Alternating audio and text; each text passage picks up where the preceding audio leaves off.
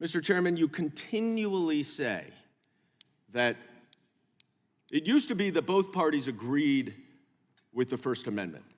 It didn't used to be. It is. It remains the case. We all agree with the First Amendment. But the problem is that the First Amendment is not absolute. It does not protect any single thing anyone says. And there are limits, and that's important.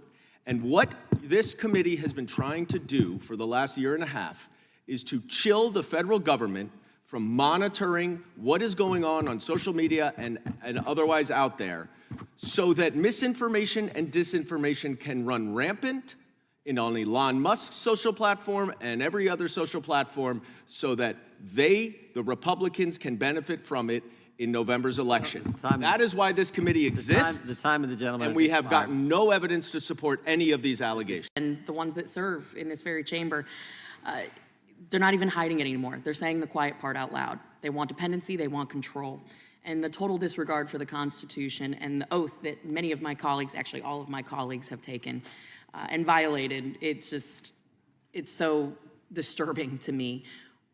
Many people know, probably as evidenced by what is on the face of my iPad, that I detest big government and I detest big tech. The two combined have proven to be a lethal combination when it comes to liberty and freedom. Because quite frankly, we know that the MO of big tech and big financial institutions combined with big government, it's to erode and evade Americans' constitutional rights. And we're here today because of a blatant Fourth Amendment violation, where big banks colluded with big government to turn over data that didn't belong to them to target Americans, innocent Americans. Because in this country, it is still a fact that you are innocent until proven guilty, despite what everyone is trying to do and flip that around. Now, Dr. Peterson, it's good to see you again. I couldn't help but notice your reaction when my colleague was talking about the First Amendment not being absolute. And so I do want to give you the opportunity to weigh in and respond to that. I couldn't help but notice your reaction. But before I do, I am really glad that you have been talking about the social credit system that the CCP, the Chinese Communist Party, utilizes. I am literally around the corner in a classified briefing right now, talking about the use of big tech and how it is targeting American citizens. In fact, this very morning, I have been inundated in my office with phone calls from TikTok users who have been denied access to the app because they live in my congressional district, and until they call my office and demand that I do not take adverse action against the app, that they cannot use it. Talk about big tech directing behavior. I think that we are on a very dangerous path, and I want to give you my time to really lay out in the most succinct way possible the dangerous nexus of big tech, big government, and financial institutions that seek to weaponize that information against Americans. And I know you are more than capable of doing that in 2 minutes and 30 seconds. I don't think people understand the degree to which they are profiled online and to which their virtual representation is now an iconic representation of them, nor do they understand that they have no rights whatsoever to that representation. So for example, let's say we turn our information about our purchasing habits over to the bank when we open a bank account. Well, 30 years ago, that wasn't such a big problem. With AI systems, it's a problem that's so big you can't imagine it.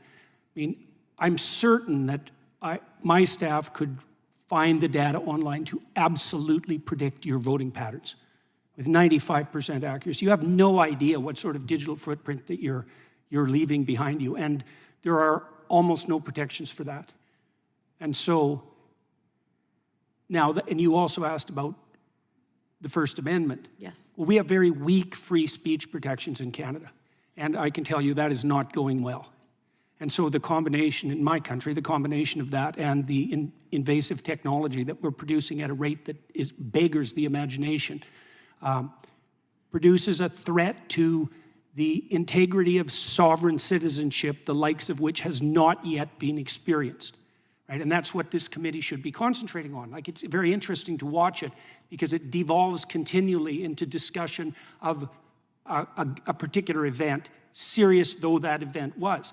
It's like, no matter how serious that event was, it pales in comparison to the potential severity of the issue that we're attempting to point to with regards to our testimony. These artificially intelligent systems can do things you can't imagine. And not only can they are and they will. And that will be abetted by the collusion between large corporations and government. And it's certainly the case that the people who stand on the left, especially with regards to their, what would you say, skepticism of large corporations, which is often perfectly warranted, should be utterly terrified about this. Man, you did that in less time than I thought.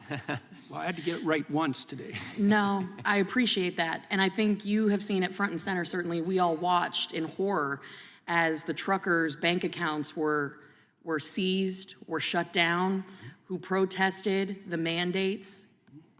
And people think that that's such a faraway concept, but we have seen that here with people who have been given ultimatums of jab or job, and we've seen ways that they've been targeted and positioned in ways that are just un-American, unconstitutional. So thank you all to our witnesses for being here today.